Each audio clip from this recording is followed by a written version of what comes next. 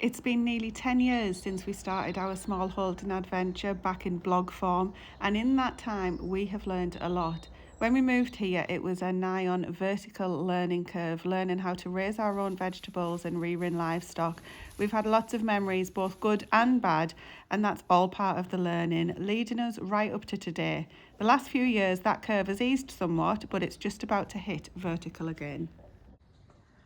We are Stephen and Tracy, and this is our small holding here in the northeast of England. We both work full time whilst we run our small holding. We're on about 3.5 acres of land in total. That includes the house, the outbuildings, the field, and a bit of paddock behind me. So we've been here now 9 years on the smallholding, and in that time our aim was to raise as much of our own food as possible. So in the meat department we've managed that to about 85-90% success. So we raise our own lamb, pork, poultry, wild game. The only thing that's not on the menu is beef. Well, up until now anyway. We do occasionally buy the odd bit of mince, and then at Christmas maybe it's like a beef joint, but that's it. The beef has been missing out of our diet completely. But now, after many years, the opportunity has arose, so we've decided to fill that gap and become hopefully 100% sustainable in meat. So I guess the next question is, well, why now? So when we moved to the small holding 9.5 years ago, we brought with us 2 horses and 2 ponies, and we were left with our own horse and our own pony. In the last few years, that's what we've been working with mostly. And unfortunately, in February, we lost our oldest veteran horse, so we are now left with just 1 pony here on the small holding. And that's really key information, because they were the reason that we actually moved here in the first place, because it just made more financial sense to put the money that we were paying out for those guys into our own property. But the main point there with the horses is that they took up all of the land. There was never an intention to kind of raise anything else on it from day one. We knew at some point that would probably happen, but not from day one. So when we lost our veteran mare back in February of this year, it left a really big gap in terms of physically in the barn, etc., but also within the field. So it got us rethinking what we're actually going to use our land for. And that's kind of led us to where we are today. It was actually Stephen's decision, which is very unusual, because if you've watched us for a while, you'll know that I'm the one that comes up with the big and bright ideas, and Stephen's the one that keeps us grounded. But Stephen said, look, you know, life's only short, we don't know what's around the corner, let's go ahead and get on with it this year. So that's why we have now brought home our first beast, and he's behind me in the background. He is an 11-month-old steer. He's a Dexter breed, and Stephen's going to tell you a little bit about that. So like Tracy said, it was my decision to go ahead and get the beast this year. So we've done a bit of research over the last few months, and I work with a lot of people who have their own cattle, and they've given us advice and this, that and the other. So we finally decided on the Dexter breed. 1, because it's a good size for small holding and for the land we've got. 2, because it'll give us ample meat for a family of 4, and it'll be easier to handle. It doesn't take up much space. They're hardy, they can stay out all winter, and they're just supposed to be a really good small holding breed. Now, we were debating whether to get 1, 2 to keep each other company and this, that and the other, but at the end of the day, this guy is for the freezer. So when it comes to the end, we are going to have to process him. So having 2 wouldn't work for us, because it'd be just too much to process. People said, well, you can get 2 and sell 1 and keep 1, but it would be just too much work with what we've got going on at the end with the pigs and the lambs and the beast, all to process, because there is only me that just does that side of it. So once we decided on just getting 1, we needed to find 1 for a start. So we looked online, and just so happened 1 came up on Pre-Loved, not far from us, about 40-minute drive away. So we phoned the guy up, got in touch with him, and he was quite happy for us to go down. And the best advice I could give anybody is go and speak to people who actually have heard of what you're looking for. Because we went down on the Tuesday with no intention of really buying him, just to have a chat with the guy and see what was going on with the breed, with what he needs, this, that and the other. Should we just get 1? Would it be feasible? So we went and chatted with him, and he had pretty much a similar setup to what we've got. He had his Dexters in with sheep, and they seemed happy getting on together. So we told him he'd be in like with the horse, well, with the pony, he'd be in with the sheep. He'd have other animals around him to keep him company, and he was more than happy with the setup that we had. He said he'd already turned down some people because he wasn't happy with the setup that they would have, like looking after him, and he was more than happy with us, with our setup, like we told him what we had. So like Tracy said, he's 11-month-old, and our plan is to keep him for another 14-15 months, because we don't want to him going over 30 months, because then the processing becomes a bit more complicated. So that's our plan. Also, we'll only keep him over 1 winter, so we'll only have to house him over 1 winter, and then he'll be going processing before Christmas of next year, which is my busy time at work. So really I like to get everything out the way, the lambs, the pigs and the beast, before my busy time at Christmas. And that's a really important point for us. With us both working full time, it's really important that whatever decisions we make fit in well with that, and we don't drive ourselves into the ground and make ourselves ill through it or anything, because at the end of the day, having any of the animals that we've got is a complete commitment. You can't just leave them for a couple of days because you can't be bothered to do it, you know. But come rain or shine, morning and evening, we're out there doing the animals and checking on them.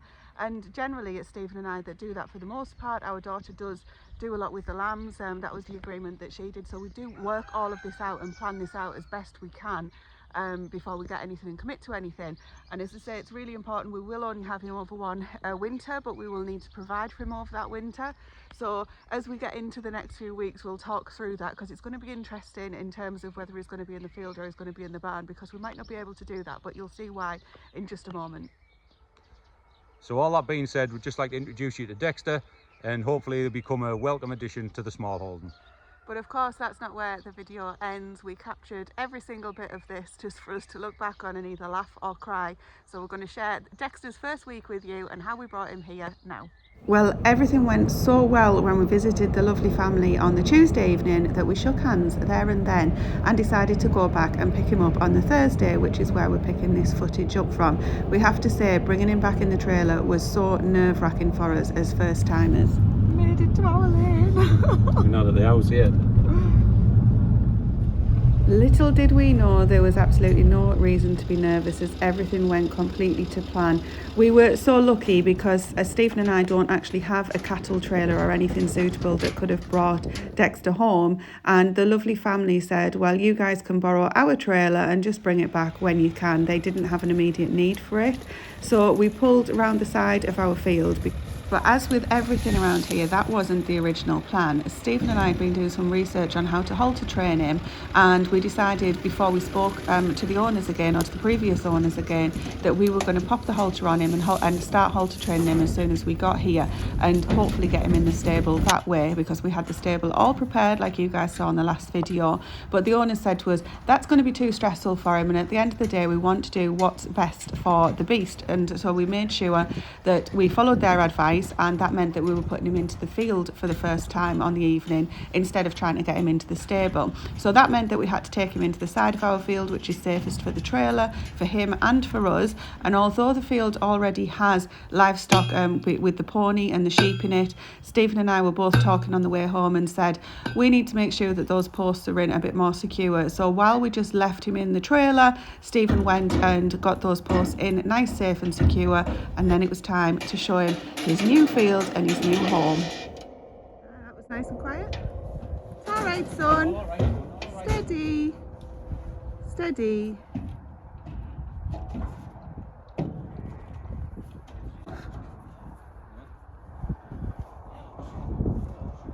Now we'll just step away for 5 minutes.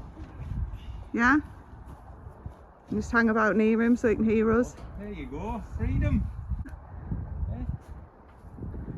Do you know how to open that gate? Yeah, it's just start on. Good lad. Good lad. Can you undo it from the outside, or do you have to go in? Oh, well, you've got to go and move the thingy anyway. Move the... Oh. You're right. Yeah, we bought a cow.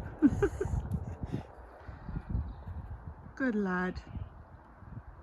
Just giving him a minute to get used to his surroundings. Good lad. You standing behind the gate? All right, son. There's a good lad. There's a good lad.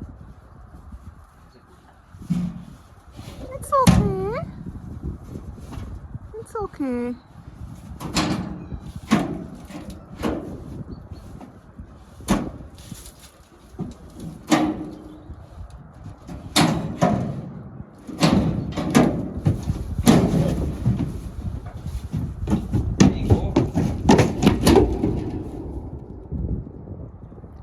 And that was the last we ever saw of him.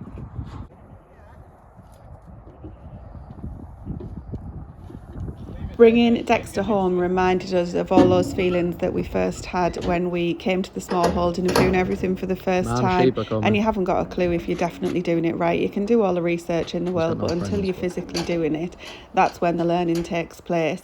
Now, Dexter, and by the way, yes, we really have called him that, hasn't been on any nuts or anything at his previous property. He's just been living on hay and grass, which is fantastic. We won't be adding a compound feed into his diet per se. We're just going to be using it as bucket training basically. So I got some hay out just to make sure that if he didn't want the grass that was in the field, or if it was too short for him, that he still had the hay to go with as well.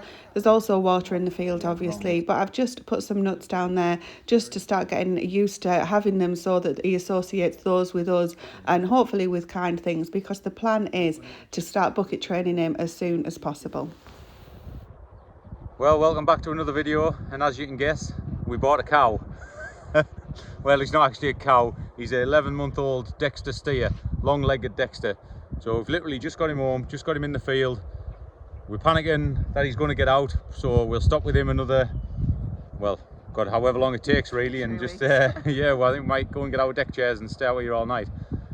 But he started eating the grass. We've got some hay around for him, we've got some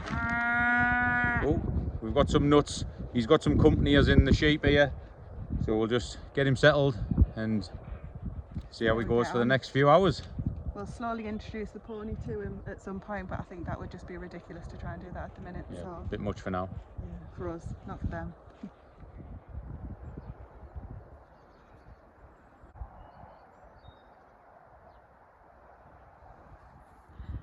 You hiding behind us? You're in my shadow, Nettle.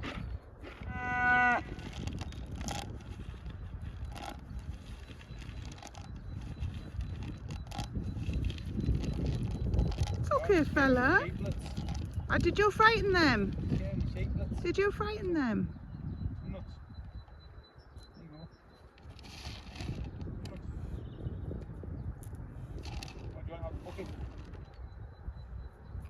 Maybe put the bucket on the floor.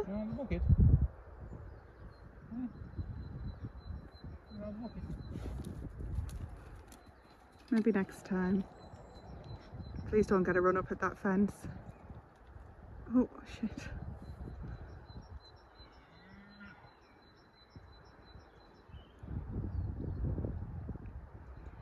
Curioso, innit? I just keep likening it to the horse. I'm just counting his strides over the fence. 1, 2, 3, bye.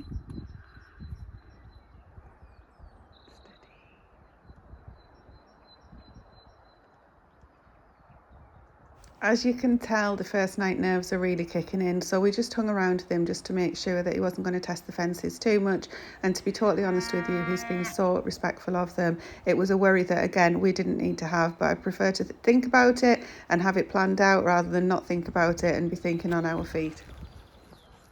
It was getting late this evening when by the time we got him back and had spent a bit of time in the field, so once we were happy, we left him overnight, and fingers crossed if he was still there the next day. Well, you're still there. Beautiful sunrise.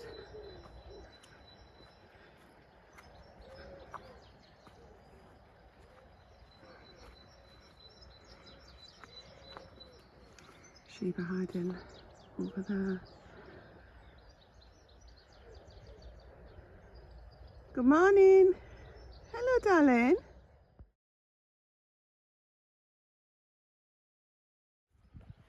We have progress. It's okay. It's okay, everybody.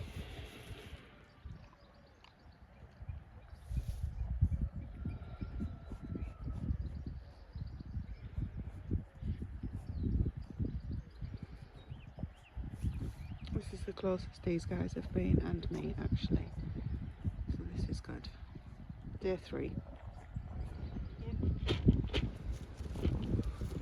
Carol, you've had enough today. You were getting like the full beef ration. Come on. Well, that's right, stop. Well, Dexter has been here, and yes, by the way, he is called Dexter. That was Stephen's idea.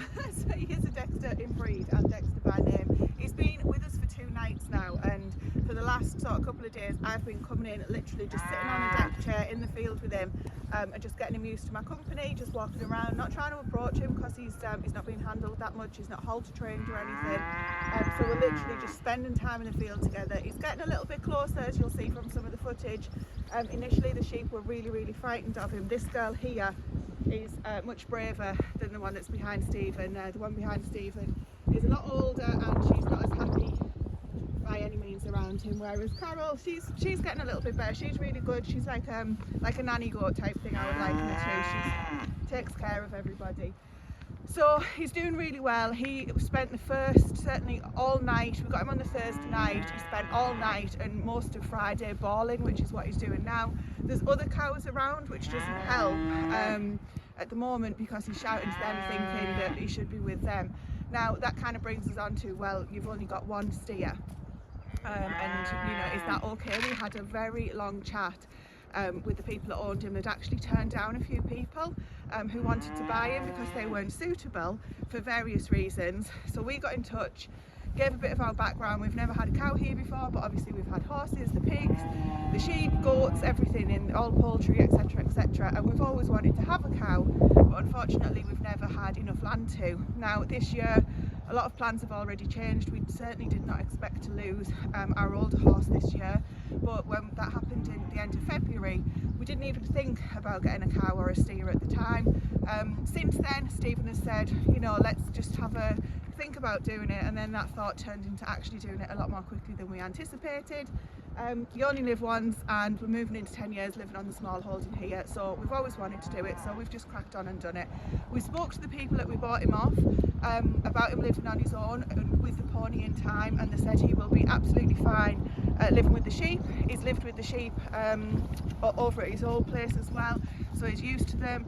We just need to kind of get him to understand that the cows in the distance, you probably can't see them on the camera, but the cows in the distance over there, you know, they're not in the same field as him, so you need to just give up trying to get them to come into the same field. Anyway, we've got quite a bit to get on with. We're going to talk to you about electric fencing next, and we're just going to keep shaking this bucket and hope that he comes over, but he's actually not that interested in the food.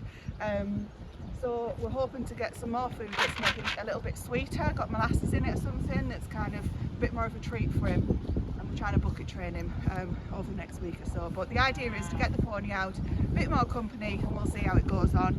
Now I'm not sure how much you heard of that because of the wind, so we'll try and make it work, but we're going to get on with this fencing now.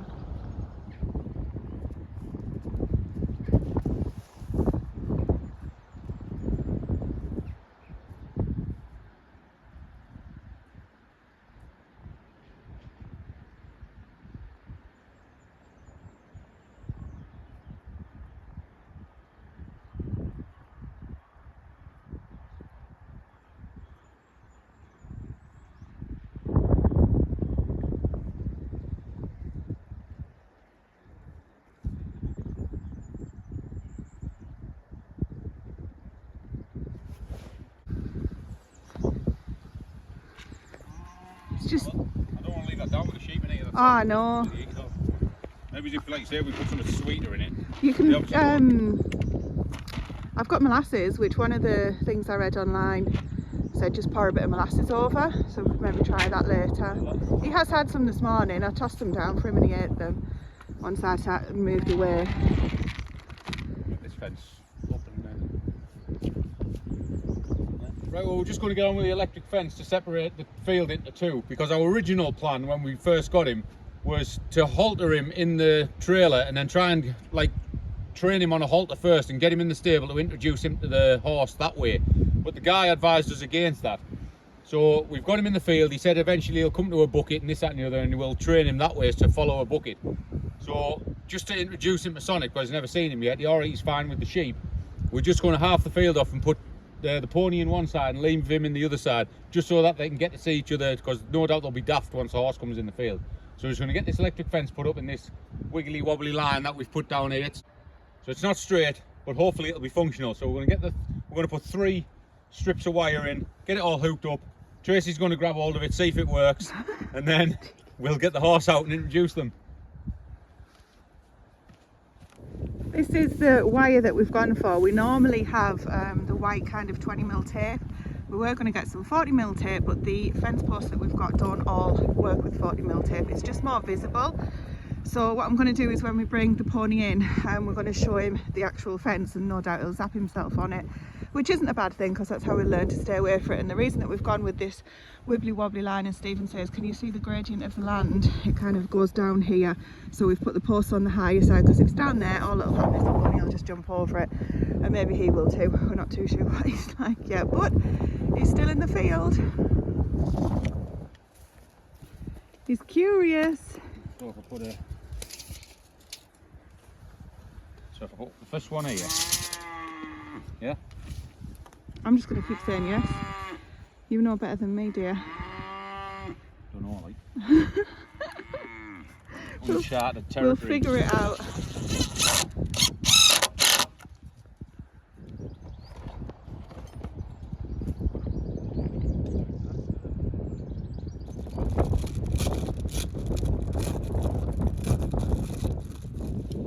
Green.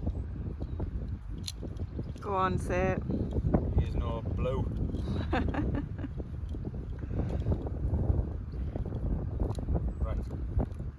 Put on there. Then you put that on there. Like that. What's the And then we'll hook the battery up. the wing bolt thing for on next to the green? Fasten something like that. Instead. Battery. Are you sure?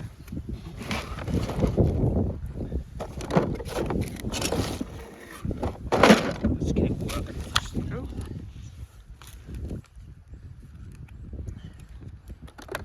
So, red, black. Right, that's working. It's pulsing. Oh. It works. Oh my god! Oh, Are you okay? Are you okay? Sorry, just Right, sorry. unplug that first. Sorry to still record. Oh, god damn. One from the gloves. Right. Down to there. Down to there. Now plug it in. Right. Oh, you listen. It works. It's going off in my pocket. Oh, we come off. Right, have you touched your fence? No! Oh, Why have you checked the top one? Well, check the middle one. No. Why I do you need didn't to? do it. Why do you need to do it when we've got a fence tester? That's like proper boyish. I could tell you're out. Well, put it to the middle one. That's gonna... So there you go. You don't need to do it. You just want to do it because you're a. Yeah, because you need to test it. No, to see because how you're a much little you boy and you. We'll have to do it, Anna. Oh, come on, Simon. Oh, I didn't do it. I'm not doing it. He can test it if he walks into it, balls to it. Oh, Stephen. You can hear it clicking. I know. I just want to get it on camera if you do. I don't want you to. Don't feel you need to. I just don't want to miss it if you do.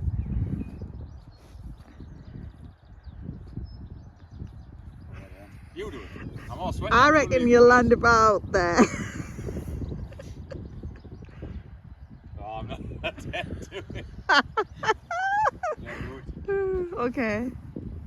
Jim saw. Time for this.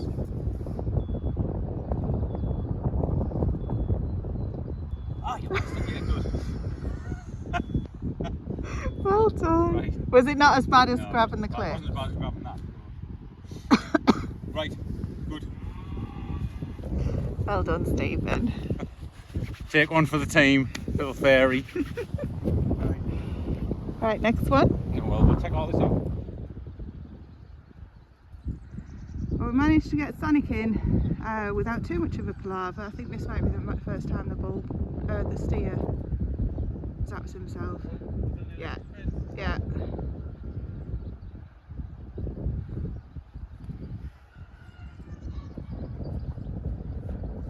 Now, did that get him and he's just not bothered, or do you think?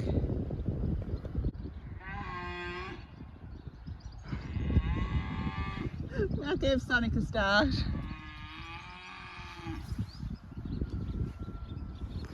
He's literally just turned his back on him.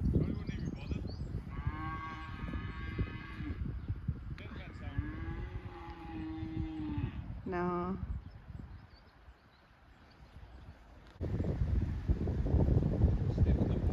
Oh, they got him. I think so, yeah, he jumped. I feel awful.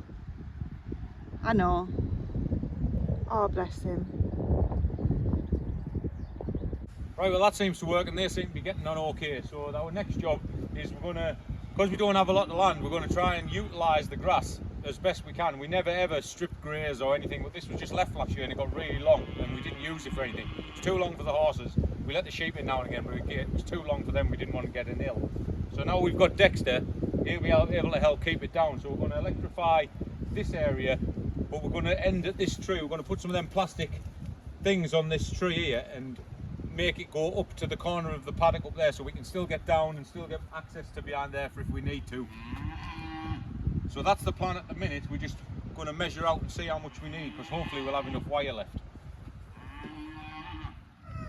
The cows are starting on the daily wander around, so you seem to find that they literally just wander all over all day long. So there's a massive herd here to the right of Stephen that we'll see in just a second. That's not all of them, and he shouts at them every time he sees them. He's making himself foam at the mouth, but he's got his water, so hopefully he'll soon, goodness me, stop it, hopefully he'll soon calm down.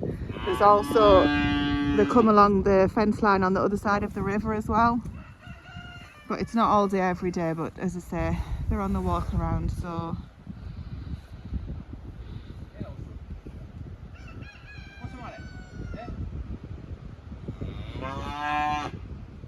What's all the fuss about?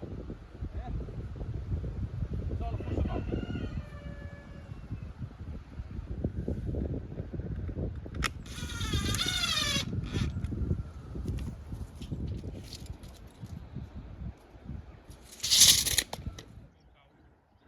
Easter Sunday, and we've just put Sonic out. Steve's spending a bit of time with Dexter, trying to get him to eat. He's not really fussed, but he is grazing a little bit, but there's not that much grass in here, so just out of interest, I've brought Sonic a couple of soaked hay nets down, which are on that back fence there, and he's totally ignoring them and going for the grass, which is good. It's a good sign. I'm just a little bit worried that there wasn't enough. Sheep are still in here. They haven't really got up yet. A very lazy day by the look of it. Ah, nearly stayed, nearly. Every day is getting better though, so this morning I came down and put the hay out for him, and tried a couple of different buckets with feed in. The feed just can't be tasty enough for him to be interested in. I mean, surely he's not hungry because he's not eating very much that we can see. He's left the nuts and things. When I throw them on the floor and walk away, he does eat them off the floor, so we're just trying to get him used to a bit of a bucket, but it's going to take a long time, the guy said. And now there's cows coming in the distance, so he's busy trying to get them to come in his field. Not happening, mate, it's not happening.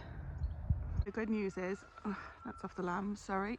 The good news is that he's drinking, so even though I've not seen him eating a lot, I've seen him eating some here but not loads.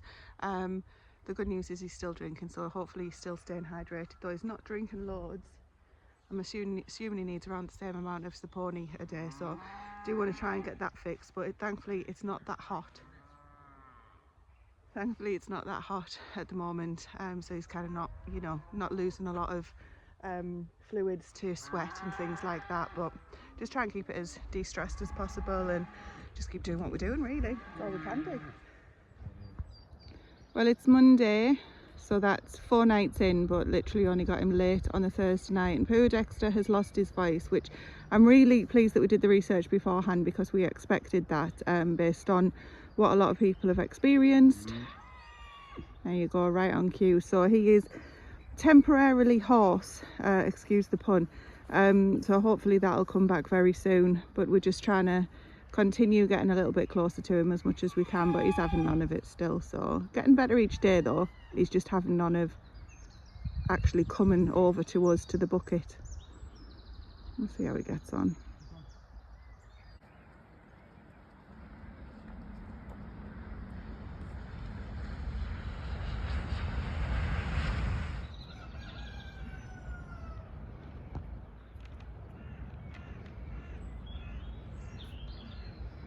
So it's Tuesday, what's that, 5 nights in? And he's finally eating out of a bucket. He won't let me near him while he's doing that, but that's okay. Seems to be the bucket that he likes. Is that nice? Is that nice? You get your breakfast.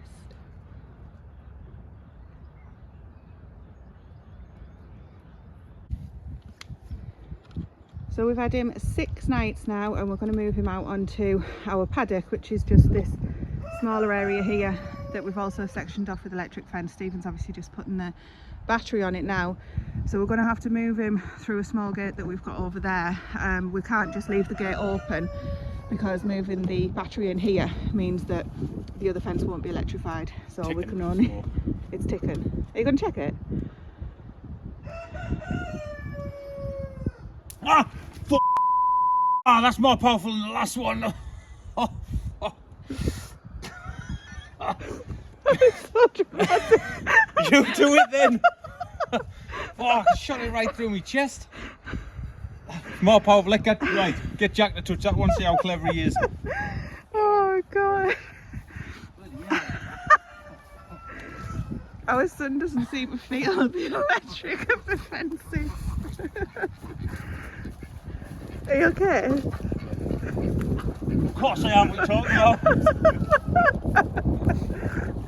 So we're going to go in, and obviously we don't want to chase him through because we are trying to get him so that he'll actually come to us rather than run away from us. So like I said though, we're going to have to get him through the gate because we can't leave him in here because this isn't electrified. He's coming over, yeah, he's coming over. So he seems to like this white bucket vest that Stephen's got. We've tried multiple different ones. I know some people would say stick to one and just make him do it kind of thing.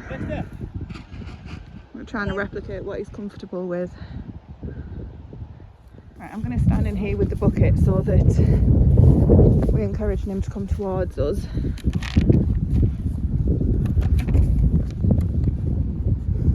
Bloody shaking the bucket though, and the pony's wanting it.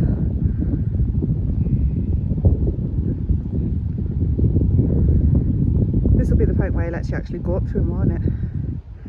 So we've been trying to get Dexter into the paddock for quite a while and failed miserably. So we just left him to see if he'd done it of his own accord, and we've been keeping an eye on him, hadn't been doing it, so we've just said, right, let's go down. We've got a couple of leaves of Swiss chard, which we have looked up, and it says that they can safely have them in very small quantities. Turn anybody off. So we have just brought them down to see if we can entice him in, and he's literally just walked in and had a drink. So whether or not he's coming because he's thirsty or he's coming because it looks more inviting in here, we don't know. I'm just going to turn around quite quickly because I'm going to see if that's the first time he's gone over to that fence. He's literally just walked in as we're walking down, so we don't want to frighten him and start him charging at anything. The fence in there is electrified at the moment. This gate needs another bolt on it though, that if we're going to leave him in here, I'm just going to flip the camera around. So he's literally, bloody cow over there is not supposed to be there. That's our farmer's next door cows, which yeah, that's what Dexter's been trying to get to. But in here the grass is much longer or more lush. Might not look it, but honestly it is. So let's see how he checks everything out. It's going straight to his...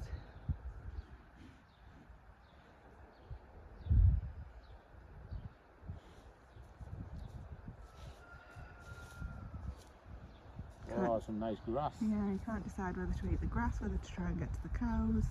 And the cows that you can see in the distance walking beyond the trees, that's not our land. There is fencing up there that hopefully stops them from getting in. It has done every other year. But those guys there have come out of the field. That's the hill that you can see in the distance. They're not supposed to be there, but it's all owned by the same person. So he's just said, oh, it's fine, just leave them there. I was kind of hoping he'd say, oh no, I'll come and move them. Because obviously our cow is wanting to be with those. But never mind, we have to work with what we've got. Well, it's the next morning of putting Dexter out into the paddock on his own. So he's still here, first of all, which is really good. He did go have a wander around all of the fences last night because the cows are in that field in the distance there. I can just see one on the horizon. I'm not sure if that'll come on camera or not, but they're not there at the moment, and he's not remotely bothered. Once they disappear, he's got this longer grass in here, which he was really pleased about, and you can see he's getting used to the bucket now, touching it with the nuts in. He's still not interested or that interested in the feed. He is eating it, but he's not that interested in it. I think he's just trying to itch on it at the moment, to be honest. Anyway, his feed's in that bucket. There's a little bit of hay left from what I put out last night, so he's obviously been having that as well as the grass, and he's been drinking out of 2 smaller buckets that we've put there. We probably will get a bigger sort of trough for him to drink out of, but at the moment that's just what he's using, and there's no issue whatsoever. Thank you, Dexter. I was actually just going to talk about that. So listening to him try and moo or bawl now, he's obviously still lost his voice, and I'm so pleased that we researched that before we got him, because I would have been panicking otherwise, thinking, you know, oh my goodness, is this really severe?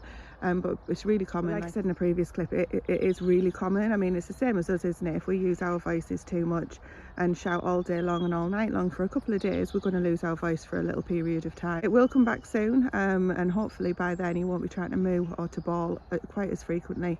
He isn't doing anywhere near as much at the moment, to be quite honest, so happy days.